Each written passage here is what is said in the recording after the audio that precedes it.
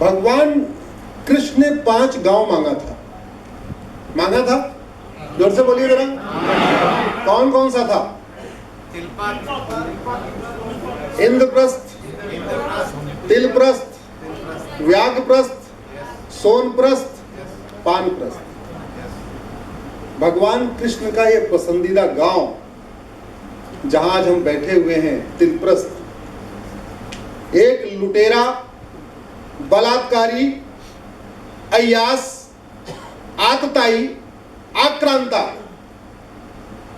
जिसको मुगलों ने बाबा बना दिया, बाबा फरीद।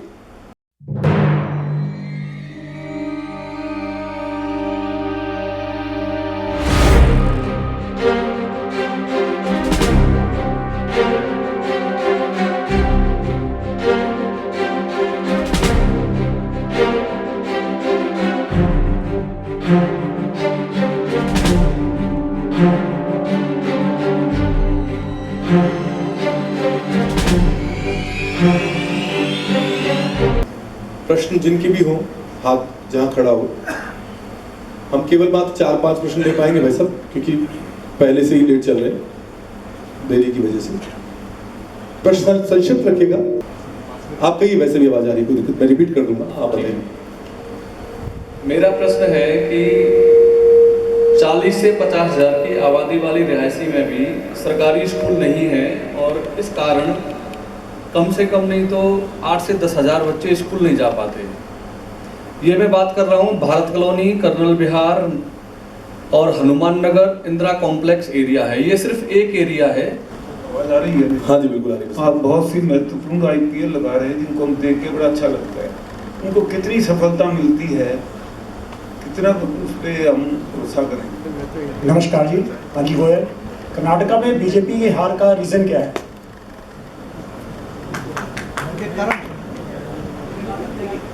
नमस्कार जी, मैं विवेक सारस्वत। तो मेरा एक प्रश्न ये है, क्योंकि आजकल हम मीडिया में देखते हैं कि बहुत ज़्यादा हमारे बहन बेटियों के साथ में अत्याचार होता है, और ऐसी व्यवस्था हम कुछ बनाएं अपने हिंदू समाज में जो उनकी रक्षा की जा सके। भाई साहब, विषय से ना भटके, आपने ध्यान दिया हो तो जो पोस्टर आपके पास पहुंचा होगा उसमें भी एक भारत श्रेष्ठ भारत का हमने रखा था। शंखनाद की हम बात कर रहे हैं। भाई साहब जो है वो धर्म और उसके सबके प्रति समर्पित है। कार्यक्रम राजनीतिक नहीं है, तो प्रयास कीजिए कि उससे मेरा प्रश्न आपसे है, बिकॉज आप PIL मैन हैं, तो मेरी रिक्वेस्ट है कि एक PIL डाली जाए जिसमें इन्होंने कोरोना में इन्होंने इतना अच्छा काम किया। भारत सरकार का 7,000 करोड़ का प्रोजेक्ट है कोर्ट का।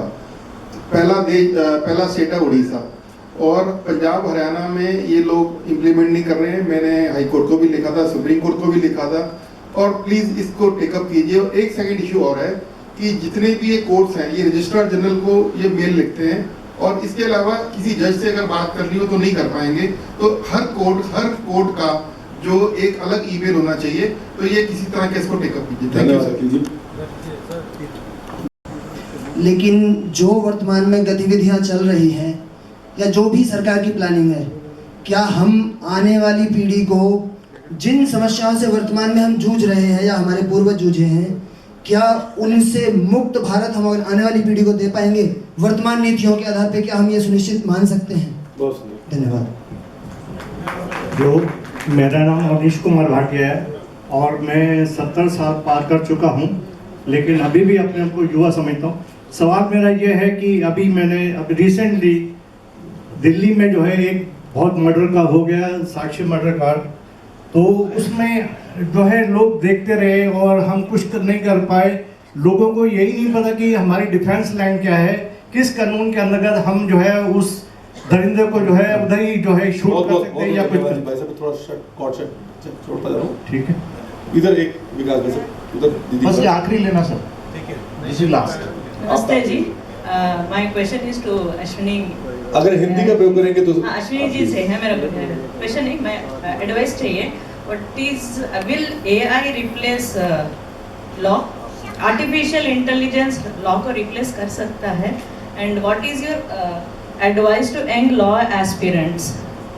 Thank you. धन्यवाद। मतलब प्रश्न बिल्कुल ही धर्म से भी अलग हो गया। लोग अल्पसंख्यक है, भारत सरकार अल्पसंख्यकों के लिए बहुत बड़ी राशि भेजती है, तो क्या उत्तर पूर्व जैसे राज्य हैं, जम्मू कश्मीर है, वहां पर हिंदू लोग अल्पसंख्यक हैं, क्या ये फंड जहां पर हम लोग अल्पसंख्यक हैं वो हमें फंड मिलता है? और यदि इसमें कोई दिक्कत है तो क्या आपकी तरफ से कोई प्रयास चल रहा है? ठीक है भाई साहब ने बहुत अच्छा उसी कार्य क्षेत्र में बहुत काम किया है। एक अंतिम प्रश्न हम ले रहे हैं बस। सर ये प्रश्न नहीं है, ये मेरी एक इच्छा है कि जो श्लोक हमने अपने 10वीं कोर्ट और हायर कोर्ट में PIL दाखिल करने के लिए जाने जाते हैं, आपने लगभग 125 PIL सुप्रीम कोर्ट में और 25 PIL हाई कोर्ट में इनकी पेंडिंग है। आप अपने मध्य में राष्ट्रवादी विचारों और अलग जगाने के लिए जाने जाते हैं, तो मैं परिचय को छोटा करते हुए और समय का ध्यान रखते हुए श्रीमान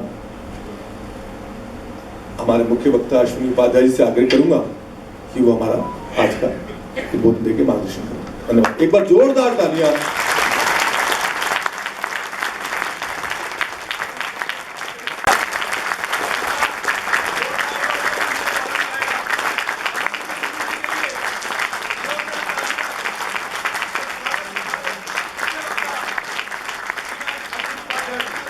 की भारत माता की, भारत माता की। इको थोड़ा ज्यादा है, इको कम करिए इसकी। देखिए, सबसे पहले तो मैं आप सबको प्रणाम करता हूं। आप सब लोग बड़ी संख्या में यहाँ आए हुए हैं और इस समय सुनने की क्षमता 2 घंटे की होती है, लेकिन आप लोग 1 घंटे ऑलरेडी बैठ चुके हैं। तो मुझे लगता है आपकी सुनने की क्षमता केवल 1 घंटे की और बची होगी। तो कोशिश करूंगा कि आपने जितने सवाल रखे हम 1 घंटे में पूरा कर दें, आपने जितने सवाल लिए हैं। सबसे पहले मैं इस कार्यक्रम की रचना करने के लिए और हम यहाँ के आदरणीय गुप्ता जी, अपने नरेंद्र वर्मा जी, अनिल जी, राजन जी, इसके अलावा बरेजा जी, आपने इतना अच्छा कार्यक्रम और इतने अच्छे हॉल में किया हुआ है और इतने अच्छे लोगों को बुलाया हुआ है।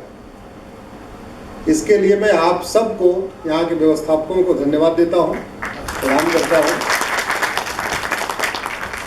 आज मैं सोच रहा था क्या बोलूं, तो मैंने क्या किया था, पिछले 1 हफ्ते के जागरण के मेन हमने न्यूज काट लिया था।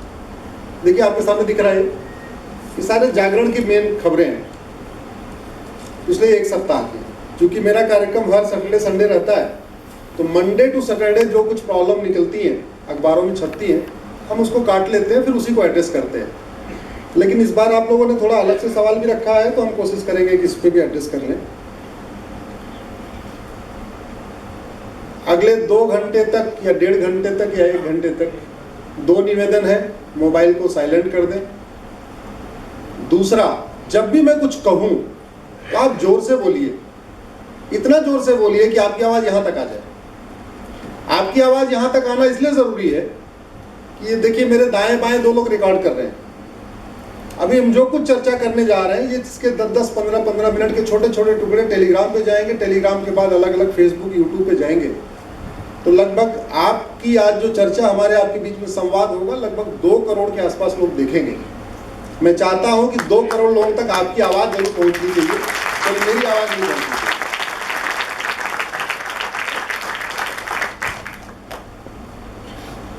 भगवान कृष्ण ने 5 गांव मांगा था। जोर से बोलिए जरा, कौन कौन सा था? इंद्रप्रस्थ, तिलप्रस्थ, व्याघ्रप्रस्थ, सोनप्रस्थ, पानप्रस्थ। भगवान कृष्ण का ये पसंदीदा गांव जहां आज हम बैठे हुए हैं, तिलप्रस्थ, एक लुटेरा, बलात्कारी, अय्यास, आतताई, आक्रांता, जिसको मुगलों ने बाबा बना दिया, बाबा फरीद। वो बाबा फरीद खां यहां आया, मंदिरों को तोड़ा, बलात्कार किया, सोना चांदी लूटा और अपनी नेम प्लेट लगा के चला गया। इस जगह को फरीदाबाद बना के चला गया और पीढ़ी दर कर पीढ़ी हम यहां रहते जा रहे हैं। हमने कभी सोचा ही नहीं इस स्थान का नाम भी बदलना चाहिए।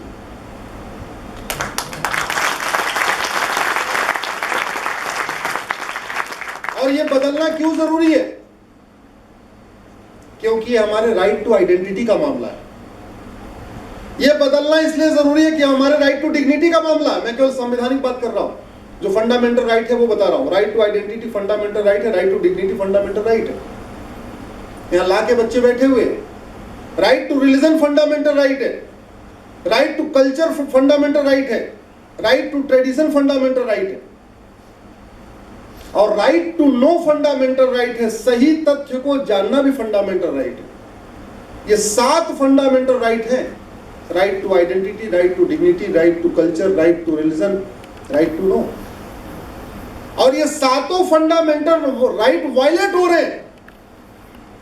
सुप्रीम कोर्ट भी है, सरकार भी है, प्रधानमंत्री भी है, राष्ट्रपति भी है, हाई कोर्ट भी है, धर्म गुरु भी है, महामंडलेश्वर भी है, जगत गुरु भी है, सामाजिक कार्यकर्ता है, सब कुछ है।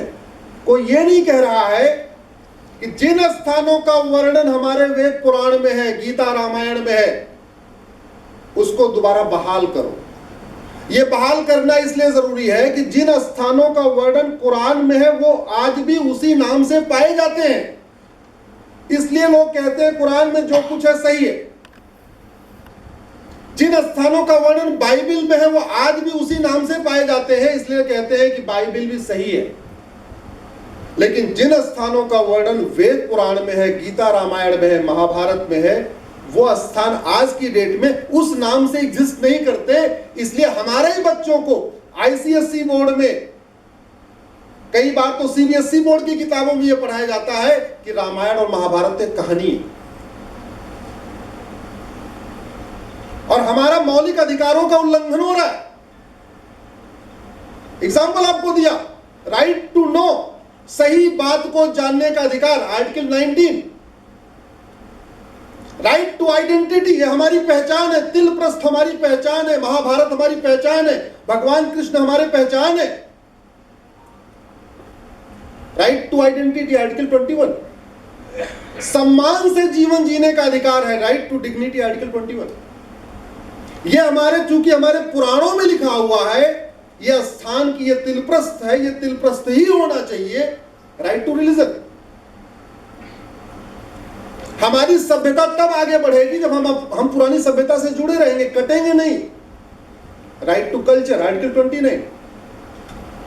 हमारे मौलिक अधिकारों का उल्लंघन होता है, लेकिन दुर्भाग्यवश कभी संसद में या विधानसभा में इस बात पे चर्चा हुई कि एक रीनेमिंग कमीशन बनाया जाए।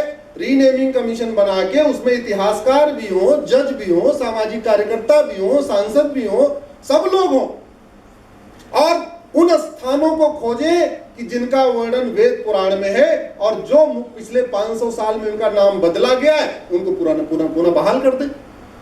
होना चाहिए कि नहीं? जोर से बोले जरा। मैंने सुप्रीम कोर्ट में पीएल फाइल किया। जब मैंने देखा कि कहीं कुछ नहीं हो रहा तो मैंने कहा लाओ सुप्रीम कोर्ट में चलते हैं। मैंने ये सारे question of law, fundamental right का हवाला दिया, लेकिन ये कहते हुए मुझे दुख हो रहा है कि सुप्रीम कोर्ट को इतने गंभीर मामले पे सुनने का टाइम ही नहीं था। सुप्रीम कोर्ट के जज जस्टिस जोसेफ कह रहे सेकुलरिज्म खराब हो जाएगा। हमने कहा सेकुलरिज्म कैसे खराब हो जाएगा? अरे हमारा मौलिक अधिकार उल्लंघन हो रहा है। हिंदुस्तान के 80% आबादी के फंडामेंटल राइट का वायलेशन हो रहा है, इसमें सेकुलरिज्म कहां से आ गया? नहीं, दूसरों की भावना आहत हो जाएगी। अरे हमने कहा किसी आक्रांता के, किसी बलात्कारी का नाम बदलने से दूसरी भावना कहां से आहत हो जाएगी? वो आए, लूटे, तोड़े, सब कुछ करके चले गए, उनका काम खत्म हो गया। अब उनके नाम को क्यों जिंदा रखना? मैं आप सबसे पूछता हूं, आपके घर पे कोई लुटेरा आए, आपके माता पिता को मारे, पीटे, बहन बेटियों से बलात्कार करे और आपकी नेम प्लेट बदल के चला जाए, आप इस स्थिति में नहीं है कि उसकी नेम प्लेट हटा सके, लेकिन आपके आने वाली जनरेशन की ड्यूटी क्या है? आपके आने वाली पीढ़ियों की क्या ड्यूटी है कि जो काम आप नहीं कर पाए डर के मारे, भय के मारे, वो करे कि नहीं करे? हमारे पूर्वजों ने सनातन धर्म की रक्षा के लिए अपने बच्चों को जिंदा चिनवा दिया, दीवार में चिनवा दिया। हमारे पूर्वजों ने सनातन धर्म की रक्षा के लिए सर कटवा दिया शीशगंज गुरुद्वारा। हमारे पूर्वजों ने सनातन धर्म की रक्षा के लिए राजपाट छोड़ के जंगल में जाके रहे शिवाजी महाराज। हमारे पूर्वजों ने सनातन धर्म की रक्षा के लिए इतना बड़ा बलिदान किया। हमने पिछले 75 साल में क्या किया? केवल vote note, vote note, vote note. कैसे वोट आए, कैसे वोट आए, कैसे वोट आए। और ये इसलिए भी चलता रहा क्योंकि आप सब लोग बटे रहे। जब मैं आपको कह रहा हूं तो याद रखिए, मैं आपको नहीं कह रहा हूं, आप नहीं बटे हैं, आप तो यहां आए हुए हैं, आप सब लोग इकट्ठा हैं।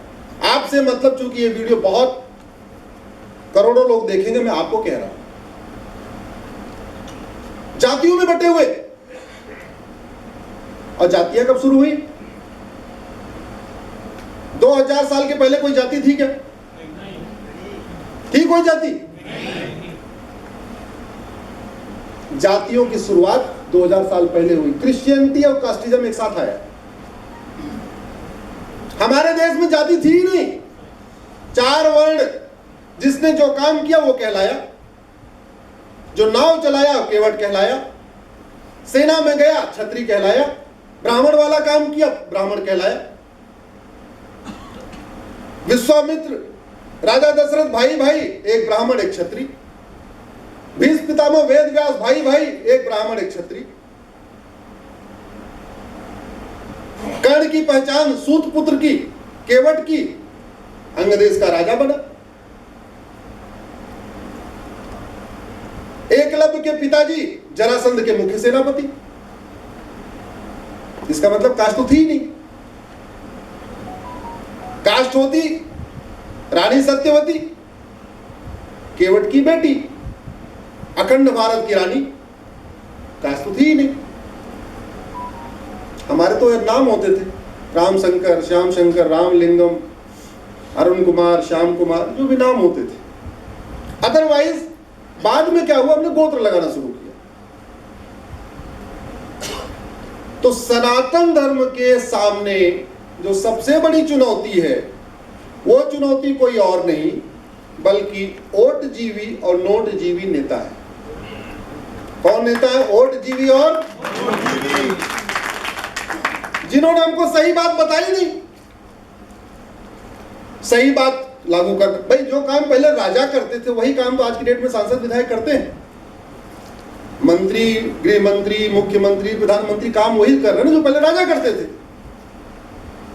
लेकिन कभी चर्चा ही नहीं की इस पर। हमारे देश में गोत्र प्रथा थी, जाति प्रथा नहीं थी, गोत्र प्रथा थी। मान लीजिए भारद्वाज ऋषि है, भारद्वाज ऋषि के आश्रम से संबंधित सभी आदमी भारद्वाज।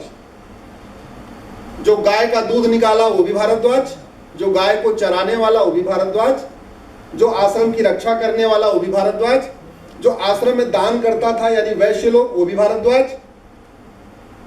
आश्रम में पूजा पाठ करने वाले भी भारद्वाज, गौतम ऋषि जो भी उस आश्रम से जुड़ा हुआ है गौतम, भार्गव जो उस आश्रम से जुड़ा हुआ है भार्गव, गर्ग जो उस आश्रम से जुड़ा हुआ है गर्ग। वो कुछ भी हो, उस आश्रम से जुड़ा हुआ है तो गर्ग। उदाहरण के लिए यहां किसी का गोत्र भारद्वाज है क्या? आप क्या है भैया?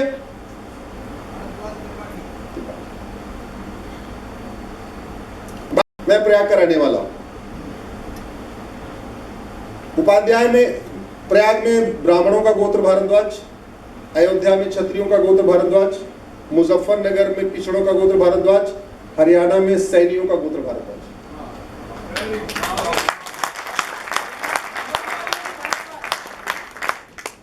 गर्ग बनियों का भी गोत्र भारद्वाज, ब्राह्मणों का भी गोत्र भारद्वाज, दलितों का भी गोत्र भारद्वाज, क्षत्रियों का भी गोत्र भारद्वाज। गौतम ब्राह्मण क्षत्रिय दलित, वैश्य, सबका कोटा भारतवर्ष। हमारे देश में जाति प्रथा नहीं थी। जाति प्रथा 2000 साल पहले शुरू हुई और उस जाति ने आज हमें इतना बांट दिया कि पूछे नहीं। और इसीलिए कानून में जो 1955 में हिंदू मैरिज एक्ट आया, उसमें जो विवाह के लिए प्रावधान दिया है कि सगोत्री नहीं होना चाहिए, सजातीय का कहीं कोई प्रावधान ही नहीं। आप इंटरकास्ट मैरिज कर सकते हैं, अपने गोत्र में मत करिए, ऐसा उसमें प्रावधान दिया हुआ है। और यही पहले भी होता था। अगर हम वास्तव में सबसे पहले ओट जीवी और नोट जीवी नेताओं के चंगुल से बचना चाहते हैं तो पहले हमें एक होना पड़ेगा। एक होने के लिए पहले जातियों से ऊपर उठना पड़ेगा। जातियों से ऊपर उठने के लिए सबसे पहले क्या होगा, जाति को छोड़ना पड़ेगा। हम अपनी नहीं छोड़ सकते, बड़े बड़े हो गए, सबके सर्टिफिकेट में नाम आ गया, अपने छोटे बच्चों का छोड़ सकते हैं कि नहीं छोड़ सकते? अगर किसी को गोत्र नहीं पता तो कोई बात नहीं, गूगल कर लो, जितने गोत्र है उसमें जो अच्छा लगे अपना रख लो, गोत्र, खत्म बात हो गई। आज के बाद वही आपका गोत्र हो गया। कोई सर्टिफाइड आदमी आकर थोड़ी, कोई तहसीलदार से सर्टिफिकेट थोड़ी लेना कि हाँ भाई हमारा गोत्र क्या है। पता है तो पता है, नहीं पता तो जो अच्छा लगे वो रख लो। क्यों? क्योंकि सनातन धर्म बहुत खतरे में है और वो सबसे बड़ा खतरा है जातिवाद से। अगर हमने अपनी जाति को छोड़ा, गोत्र को लगाया, जो सबसे बड़ा फायदा होगा, क्षेत्रवाद खत्म हो जाएगा। क्योंकि जो गोत्र केरल में है वही गोत्र कश्मीर में है, वही बंगाल में है, वही हरियाणा में है, वही बिहार में है, वही यूपी में भी। तो सब लोग गोत्र लगाना शुरू किए तो क्षेत्रवाद खत्म। सब लोगों ने गोत्र लगाना शुरू किया तो भाषावाद खत्म। क्योंकि जो बंगाली बोलते हैं उनका भी वही गोत्र है, तमिलनाडु में तमिल बोलने वालों को भी वही गोत्र है, कर्नाटक में कन्नड़ बोलने वालों को भी वही गोत्र है, यूपी बिहार में हिंदी बोलने वालों को भी वही गोत्र है।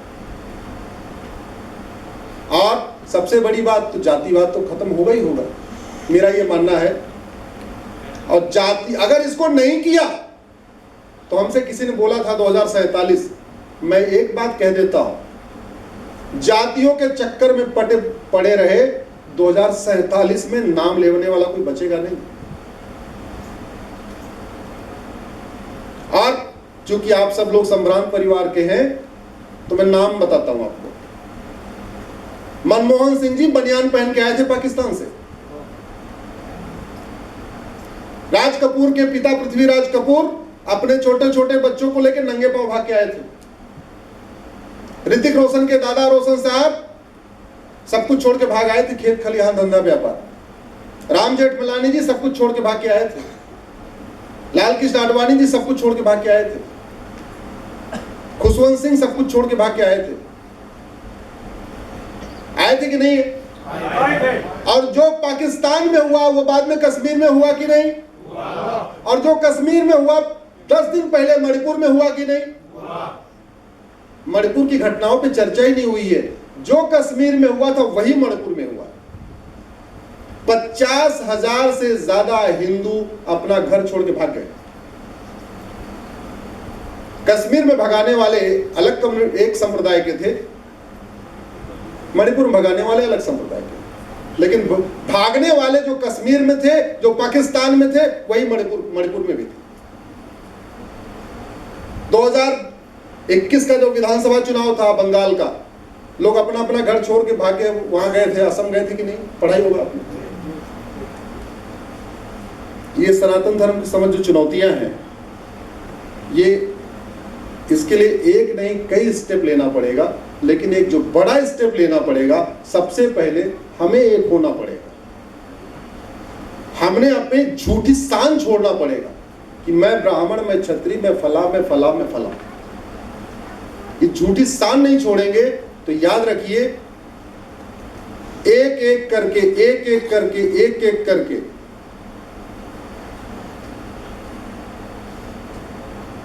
मजहबी उन्माद की आग घर जलाती रहेगी। ये जो मजहबी उन्माद को रोकना है तो सबसे पहले हमें एक होना पड़ेगा। दूसरा,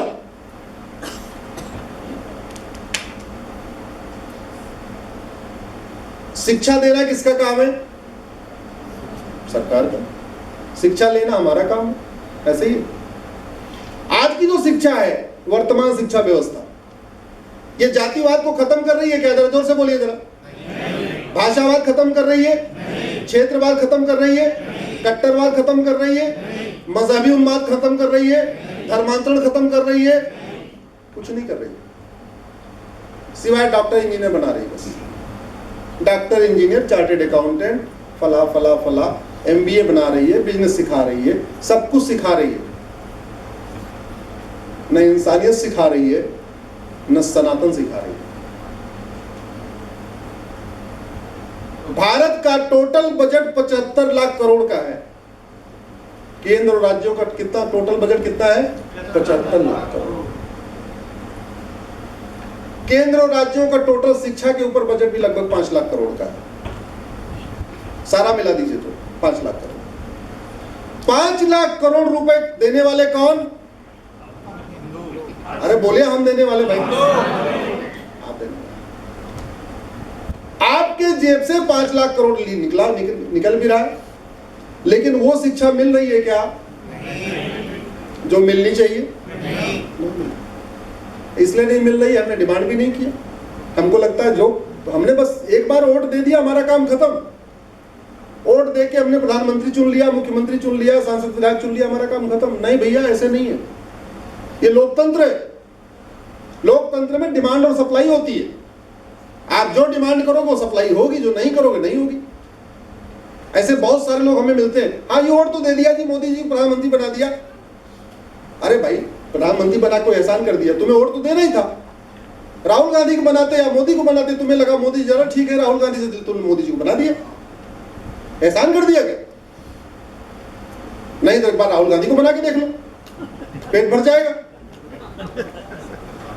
कैसी कैसी बात करें, हाँ मोदी को हमने वोट दे दिया, खत्म बात होगी। अरे वोट दिया तो क्या भाई, वोट दिया तो अच्छी बात है, वोट दे दिया, लेकिन वोट देने के बाद रोड मैप भी तो बताओ, तुम्हें चाहिए क्या क्या?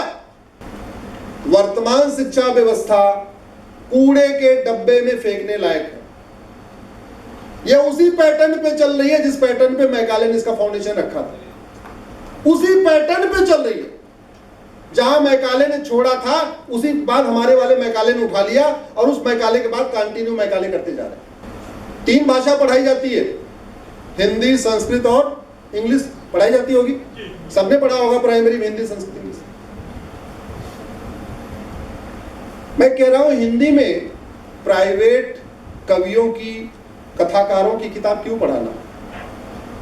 रामचरितमानस हिंदी में है कि नहीं? अगर रामचरितमानस को प्राइमरी में लगा दिया जाए कोई दिक्कत है क्या? अरे हिंदी भाषा सिखाने के लिए रामचरितमानस लगाइए, भगवान राम के बारे में भी जानेगा, रावण के बारे में जानेगा, हनुमान जी के भी बारे में हमारा बच्चा जानेगा, भाषा भी सीखेगा, व्याकरण भी सीखेगा, अलंकार भी सीखेगा, समास भी सीखेगा, सब कुछ सीखेगा। उससे दिक्कत कहाँ है? कोई दिक्कत है क्या? जरा जोर से बोलिए। अगर हिंदी में रामचरितमानस लगा दे तो कोई दिक्कत है क्या? और सबसे अच्छी बात यह है, बार बार किताब भी नहीं खरीदना पड़ेगा, क्योंकि रामचरितमानस एक बार खरीद लिया तो बड़ा भाई वही पढ़ेगा, छोटा भाई वही पढ़ेगा, उससे छोटा वाला वही पढ़ेगा, उससे छोटा वाला वही पढ़ेगा। कोई दिक्कत नहीं आएगी।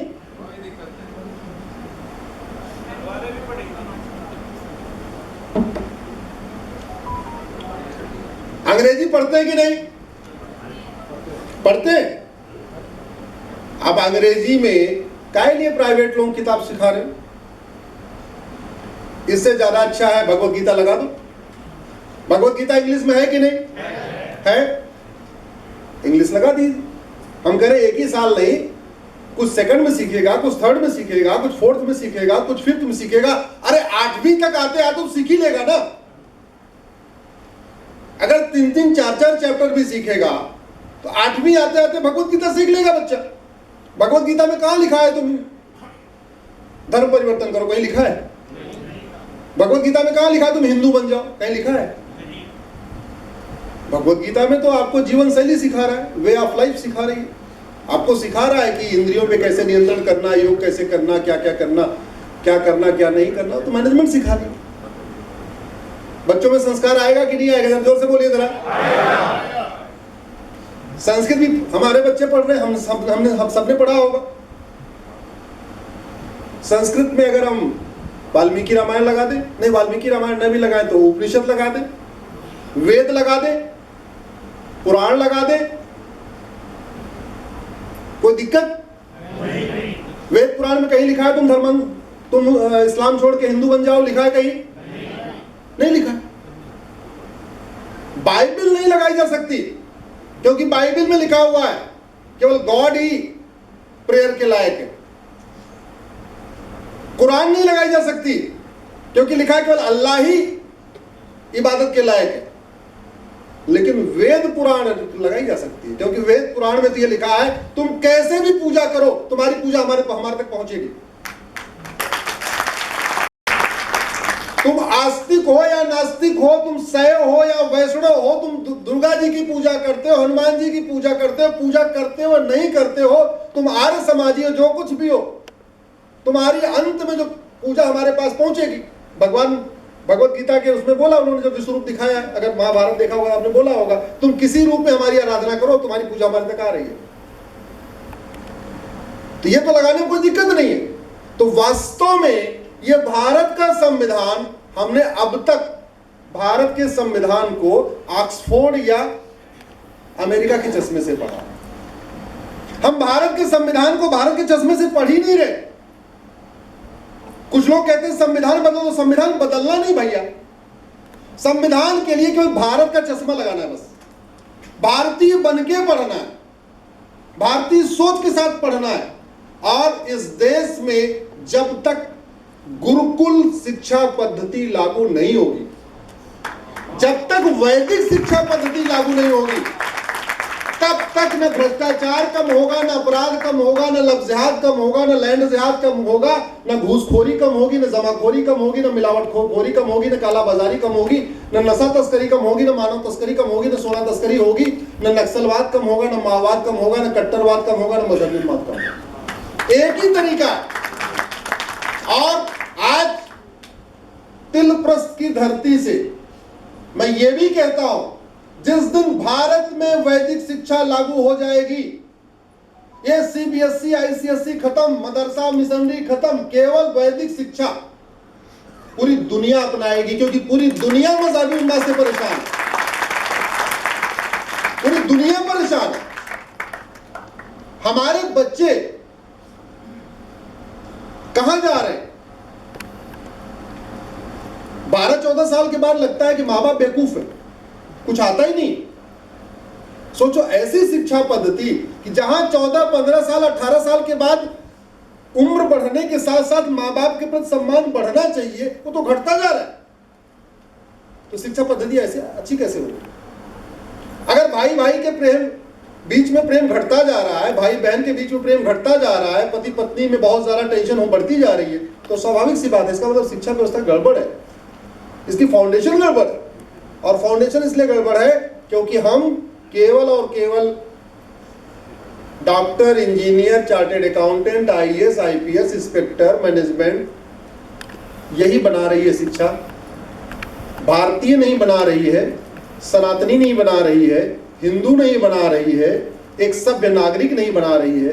इसलिए इस वर्तमान शिक्षा व्यवस्था को बदलना जरूरी है। आप सब लोग इसके लिए आवाज उठाइए, जहां जहां आवाज उठा सकते उठाइए। अगर बीमारी ठीक नहीं हो रही है तो दवा गड़बड़ है, बड़ी सीधी सी बात। अगर बीमारी ठीक नहीं हो रही है तो दवा गड़बड़ है। अगर वर्तमान में समस्याएं ठीक नहीं हो रही है तो इसका मतलब शिक्षा व्यवस्था गड़बड़ है, सीधी सी बात। इसलिए मेरा यह मानना है अब समय आ गया है, माननीय प्रधानमंत्री जी के साथ सब लोग खड़े हों, उनका हाथ मजबूत करें, उनसे डिमांड करें कि भारत में one nation one education system लागू किया जाए। बच्चा मंत्री का हो या संतरी का हो, क्लर्क का हो या कलेक्टर का हो, कप्तान का हो या चपरासी का हो, मजदूर का हो या मालिक का हो, किताब एक होनी चाहिए और वो भारतीय पद्धति पे होनी चाहिए। और ये व्यवस्था पहले थी। कृष्ण सुदामा एक साथ पढ़े कि नहीं पढ़े? भगवान राम और निषाद राज एक साथ पढ़े कि नहीं पढ़े? दशरथ और उनके मंत्री जामवंत एक साथ पढ़े कि नहीं पढ़े? जामवंत तो दलित परिवार के थे। सुमंत, दशरथ जी के मंत्री का नाम सुमंत था। सुमंत जी दलित परिवार के थे, लेकिन एक ही साथ पढ़े कि नहीं पढ़े? निषाद राज दलित परिवार के थे। भगवान राम क्षत्रिय थे, राज परिवार के थे, एक स्कूल में पढ़े कि नहीं? कृष्ण राज परिवार के थे, सुदामा गरीब परिवार के थे, एक साथ पढ़े कि नहीं पढ़े? इसलिए अब टाइम, और आज की डेट में ऐसा नहीं हो रहा। आज की डेट में 500 रुपए जहां फीस है उसकी अलग किताब, 2000 रुपए फीस अलग किताब, डीपीएस की अलग किताब, रेयान की अलग किताब, सेंट मेरी की अलग किताब, सेंट थॉमस की अलग किताब, सेंट्रल बोर्ड की अलग किताब, आईसीएसई बोर्ड की अलग किताब, हरियाणा बोर्ड की अलग किताब, सारी सबकी अलग अलग किताब। और इससे संविधान का वायलेशन हो रहा है। चलिए सनातन छोड़िए, संविधान का सीधे सीधे वायलेशन हो रहा है। क्यों? क्योंकि संविधान कहता है सबको समान अवसर दो। आज की डेट में सबको समान अवसर मिल रहा है क्या? आज की डेट में बिना कोचिंग किए कोई बच्चा जेई, आईआईटी, नीट क्वालिफाई कर पा रहा है क्या? कर पा रहा है? क्योंकि जो पढ़ाया जाता है वो पूछा नहीं जाता, जो पूछा जाता है वो पढ़ाया नहीं जाता। इसमें बहुत बड़ा खेल है, कोचिंग माफियाओं का बहुत बड़ा खेल है, वो किसी और दिन रखेंगे।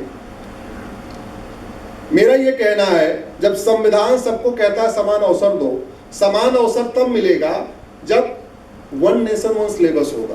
क्योंकि आपका एग्जाम तो एक ही है, इंजीनियरिंग का पेपर एक ही आ रहा है, मेडिकल का पेपर एक ही आ रहा है, सीए का पेपर एक ही आ रहा है, क्लैट का पेपर एक ही आ रहा है, एनडीए का पेपर एक ही आ रहा है।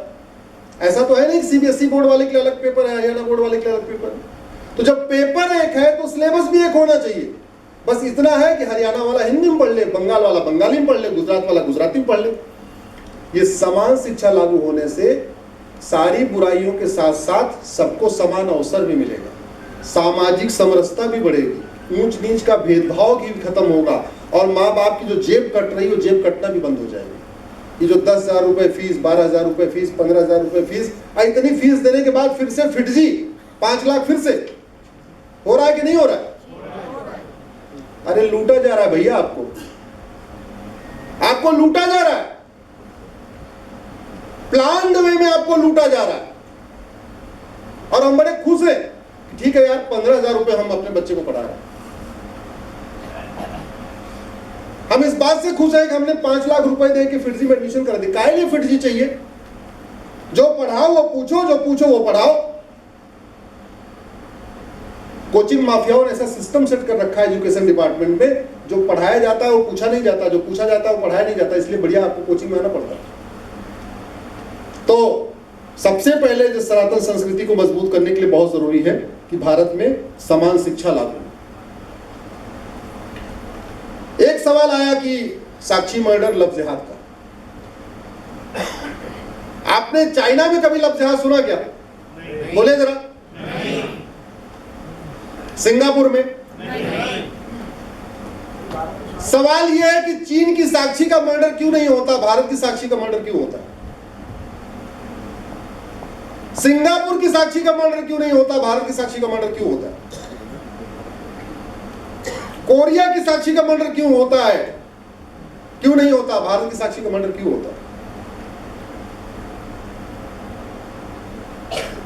एक बात याद रखिए, ड्राइवर कितना ही अच्छा हो, जब तक गाड़ी अच्छी नहीं होगी, यात्रा सुरक्षित होगी क्या? जरा जोर से बोलिए।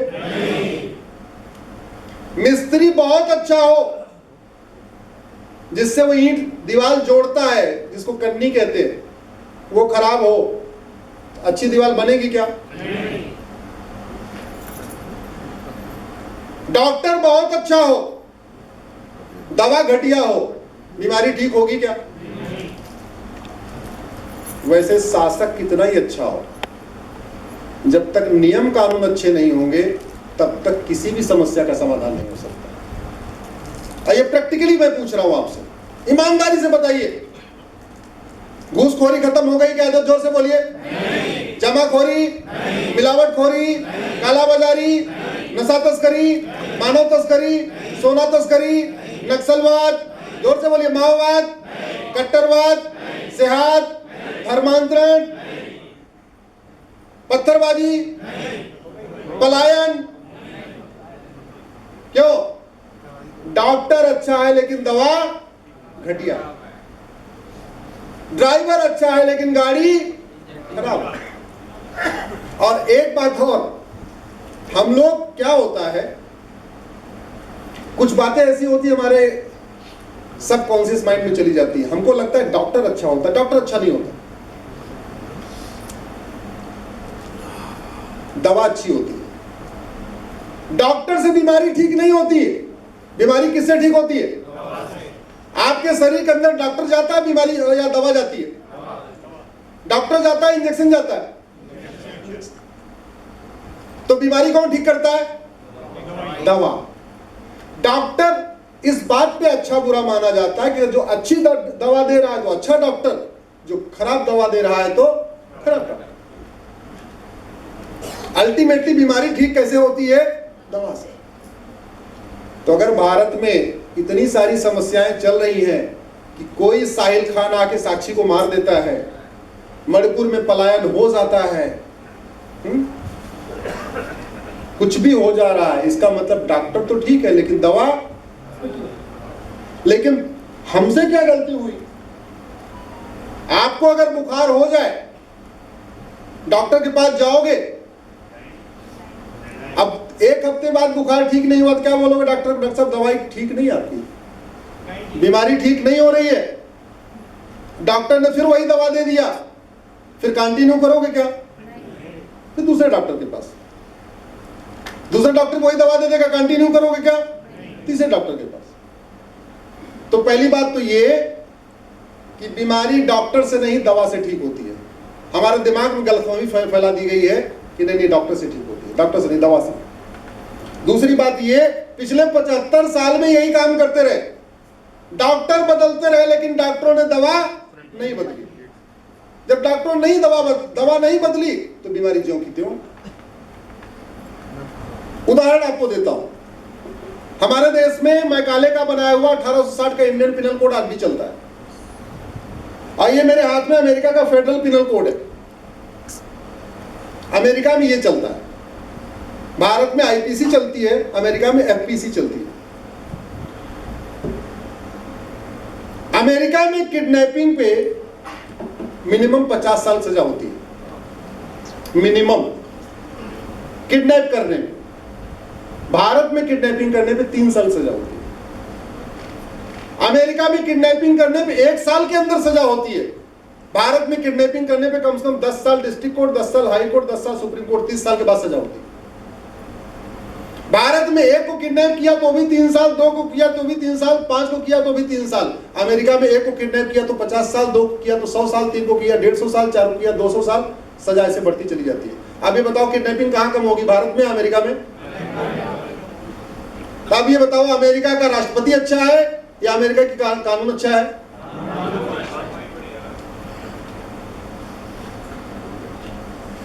भारत में मर्डर की एक धारा है 302, आपने सुना होगा 302 सेक्शन 302 आईपीसी कहते हैं उसको।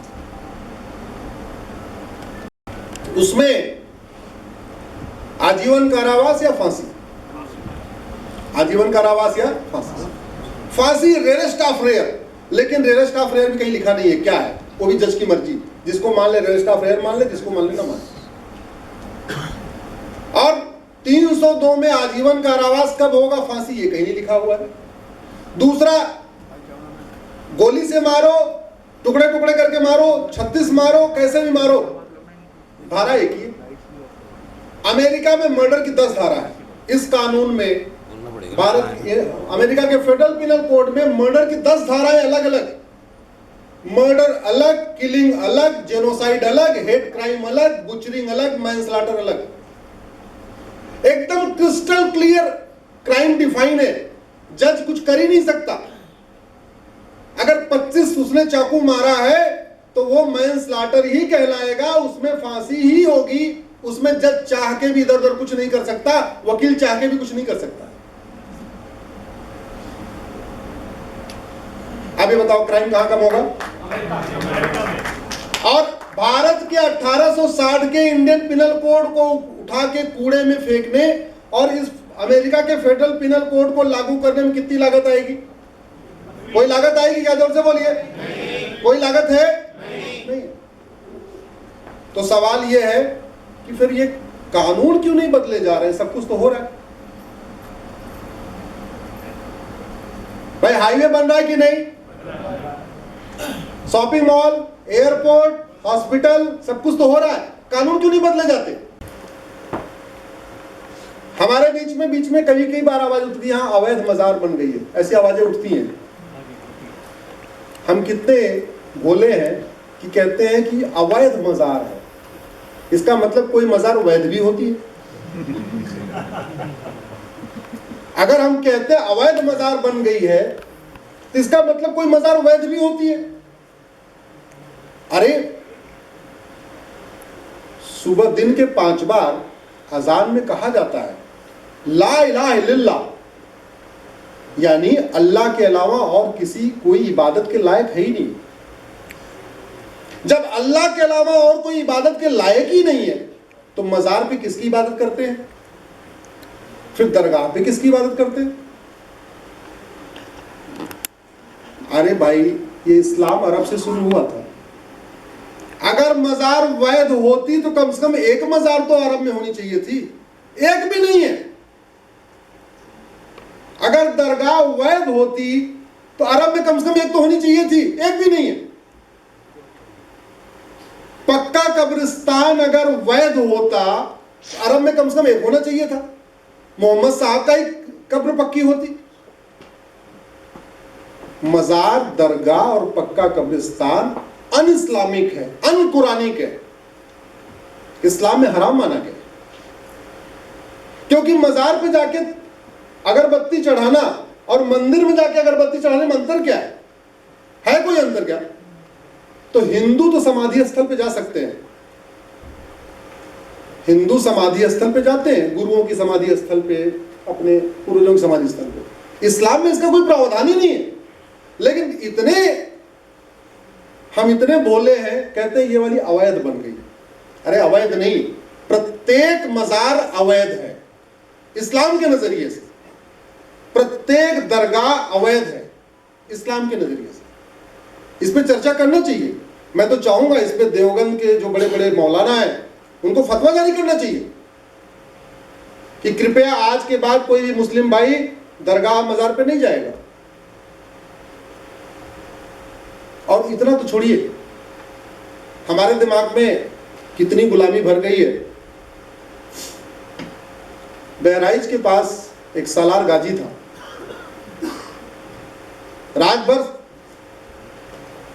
सुहेल देव से उसका युद्ध हुआ। राजा सुहेल देव पूर्वांचल के थे, उन्होंने सालार गाजी को मारा। इतना उस कत्लेआम हुआ था, इतना क्रूर था, उसने हजारों लोगों को मारा भी था।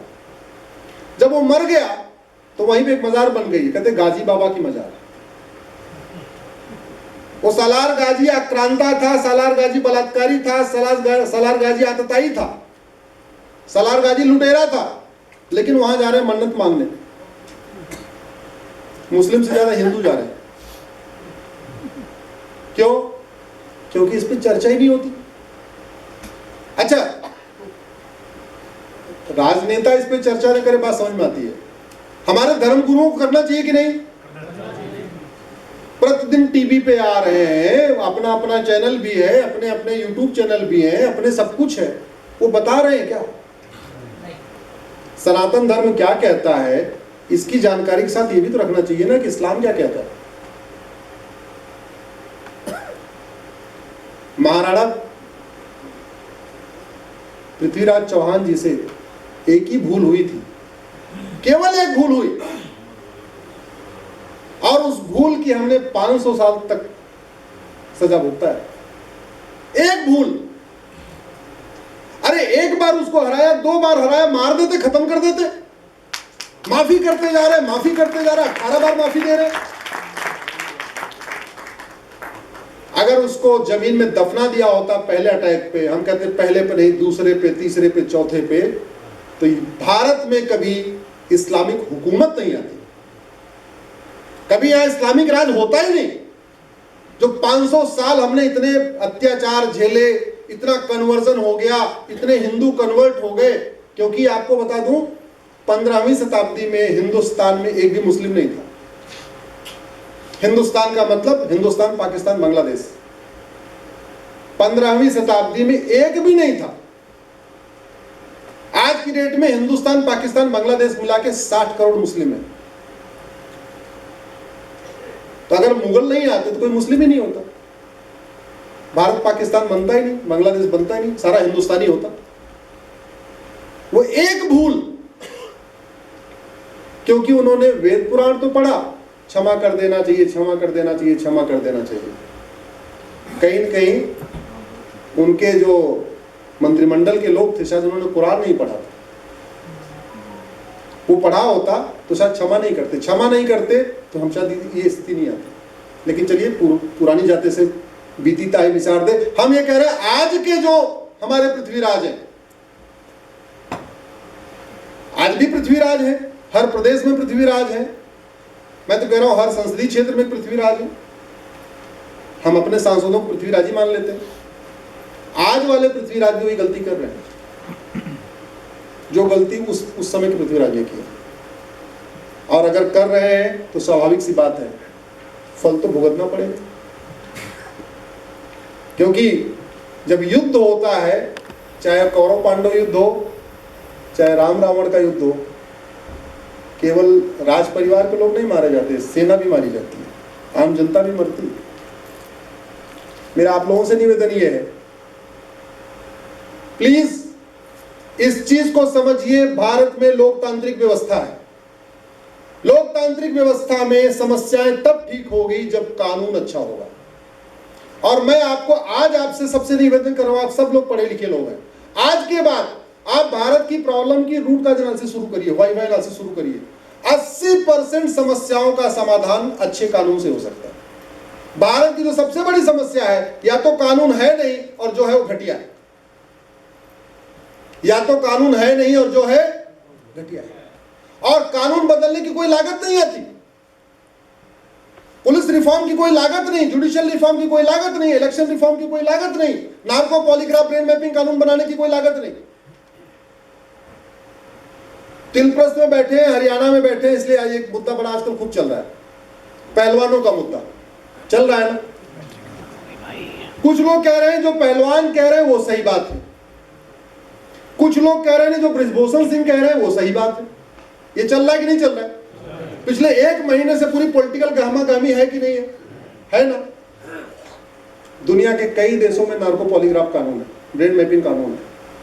अगर भारत में होता, 24 घंटे के अंदर पता चल गया होता कि पहलवान ठीक बोल रहे हैं या बृजभूषण सिंह बोल रहे हैं, इतना विवाद बढ़ता क्या? खाप पंचायत को आना पड़ता क्या? धरना प्रदर्शन करना पड़ता क्या? पुलिस के डंडे होते, ये सब होता क्या? एक कानून, नार्को पॉलीग्राफ ब्रेन मैपिंग कानून, 24 घंटे के अंदर दूध का दूध, पानी का पानी कर देता, समस्या खत्म। सवाल है बन क्यों नहीं रहा है? क्योंकि फिर बहुत सारे, जब कानून बन जाएगा तो सब पे लागू होगा, फिर तो सब पे लागू होगा ना, मंत्रियों पे लागू होगा, मुख्यमंत्रियों पे लागू होगा, सांसदों पे लागू होगा, विधायकों पे, सब पे लागू होगा। एक भाई ने सवाल रखा था अल्पसंख्यक वाला, कहां किसका सवाल था? चले गए, सवाल पूछ के चले गए। मेरी पीआईएल चल रही है भारत में, सुप्रीम कोर्ट में चल रही है माइनॉरिटी के ऊपर। भारत का विभाजन जब धर्म के आधार पे हो गया तो बचा हुआ भारत फिर से धार्मिक आधार पे क्यों बढ़ना चाहिए? संविधान में कहीं माइनॉरिटी को ना कहीं लिखा नहीं, किसी कानून में माइनॉरिटी डिफाइन नहीं है। 1% वाला माइनॉरिटी कि 2% वाला माइनॉरिटी कहीं लिखा ही नहीं है। लेकिन माइनॉरिटी कमीशन भी बन रहा है, चल रहा है, माइनॉरिटी अफेयर मिनिस्ट्री भी चल रही है, सेंट्रल में अलग चल रही है, स्टेट में अलग चल रही है। करोड़ों का बजट सेंट्रल से जा रहा है, करोड़ों का बजट स्टेट से जा रहा है, और पैसा किसका है? पैसा किसका? जोर से बोलिए। आपसे पूछा गया? माइनॉरिटी अफेयर मिनिस्ट्री बनाते समय आपसे पूछा गया क्या? हद हो गई। पैसा आपका, मौज वो लोग कर रहे हैं। क्यों कर रहे हैं? क्योंकि आप हिसाब ही नहीं मांगते। हिसाब क्यों नहीं मांगते हो? पर टैक्स दे दिया, बात खत्म हो गई। कह लिया टैक्स दे दो, खत्म हो गई ना बात। बेटा 500 रुपए आज लिया, अब कल 500 रुपए मांगेगा तो कहेंगे कल तो 500 रुपए दिया था, क्या कर दिया भाई तुमने, आज क्यों चाहिए तुम्हें? लेकिन लाखों रुपए टैक्स देने के बाद पूछते ही नहीं है कि साहब ये बताओ तुम कर क्या रहे हो। सनातन संस्कृति के सामने सबसे बड़ी चुनौती है 5500 लोग हैं। 5500 कौन कर रहे हैं? एमएलए, एमपी, एमएलसी मिला के टोटल 5500। टोटल भारत में सांसद और विधायक कितने हैं? इस सारे के सारे 5500 चुनौती नहीं है, लेकिन इन्हीं में से हैं। और इन 5500 सांसदों विधायकों के ऊपर आपकी जेब से हर साल 55,000 करोड़ रुपए खर्च होता है। 1-2 करोड़ नहीं, 5500 सांसदों विधायकों के ऊपर हर साल 55,000 करोड़। कैसे 55,000 करोड़? केवल वेतन नहीं है ना, वेतन, भत्ता, गाड़ी, बंगला, ड्राइवर की सैलरी, पुलिस वाले की salary, free air ticket, free rail ticket, bungalow, जहां जाना है वहां का एकोमोडेशन, पूरा ट्रेवल, सिक्योरिटी, सब मिला दीजिए तो 55,000 करोड़ रुपए। और ये 55,000 करोड़ रुपए जिनके ऊपर खर्च होता है, ये संविधान की शपथ लेते हैं। और क्या शपथ लेते हैं? मैं संविधान के अनुसार कार्य करूंगा। और संविधान कहता है भ्रष्टाचार अपराध खत्म करो। संविधान कहता है लोगों को सुरक्षित जीवन दो, लोगों का स्वास्थ्य ठीक रखो, उत्तम शिक्षा दो, सर्वोत्तम शिक्षा दो। आपका जो विषय है एक भारत श्रेष्ठ भारत मुझे बताया गया था, ठीक है। विषय है एक भारत श्रेष्ठ भारत कैसे बनेगा। एक भारत तब बनेगा जब भारत का हर कानून सबके लिए होगा। पूरब से पश्चिम तक, उत्तर से दक्षिण तक जो कानून होगा वो एक होगा, सब पे लागू होगा। और श्रेष्ठ भारत तब बनेगा जब भारत का प्रत्येक कानून दुनिया का श्रेष्ठतम कानून होगा, तभी बनेगा।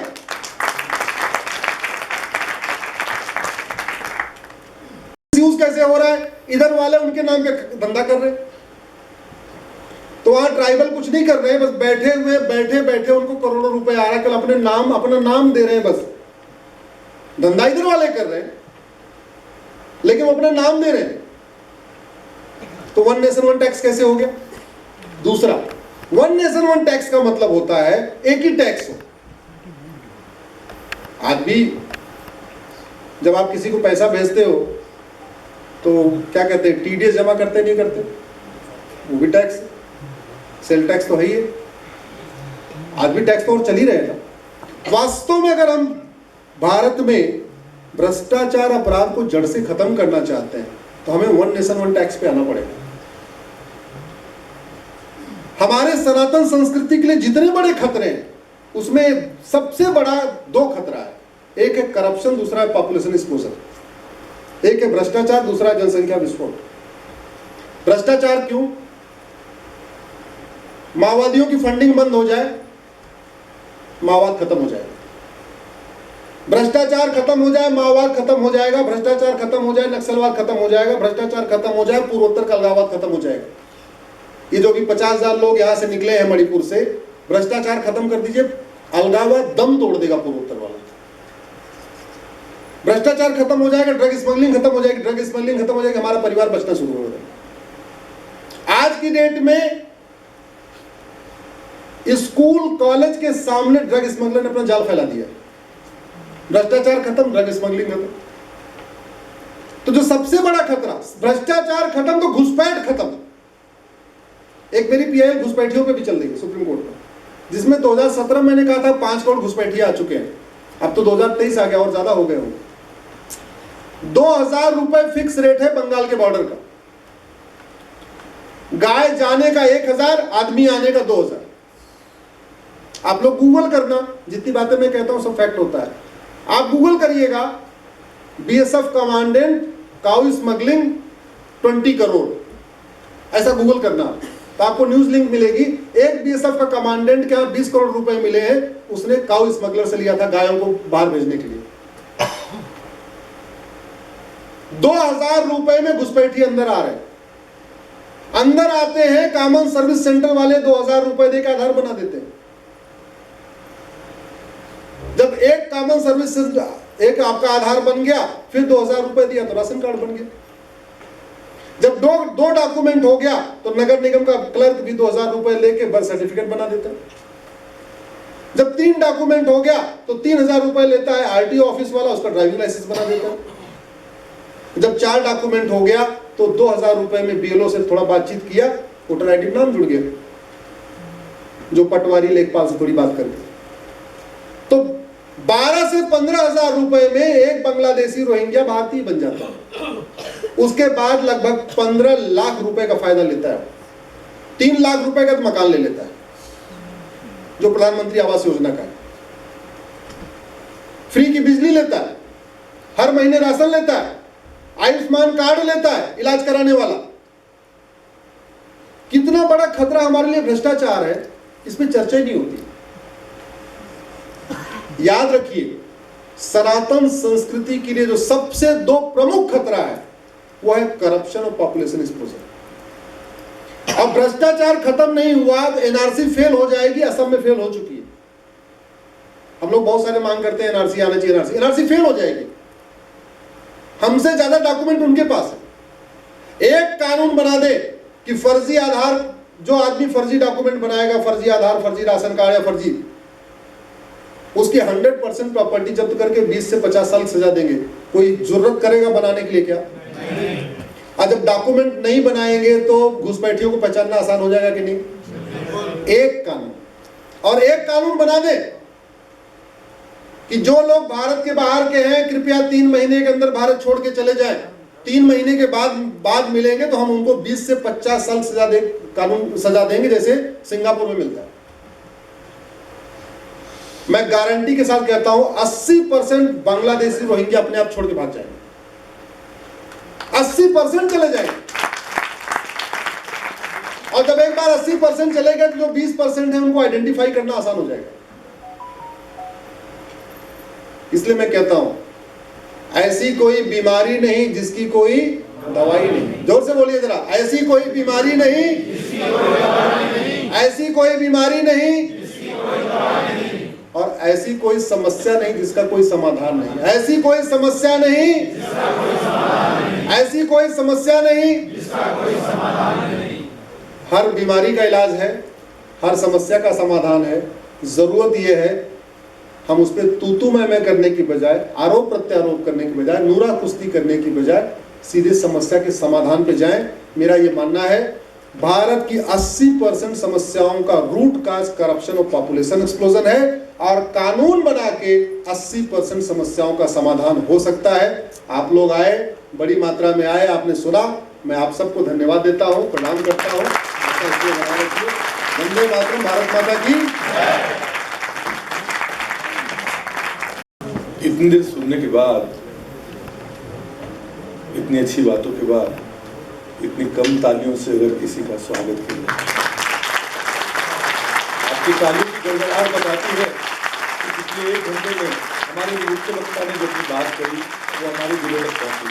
मैं बहुत बहुत आभारी हूँ आपका। कुछ लोग हिंदू होते हैं, कुछ लोग हिंदुओं में होते हैं, और कुछ लोगों से हिंदू होते हैं, और मैं ये कहूँगा कुछ लोग होते हैं तो हम हिंदू होते हैं।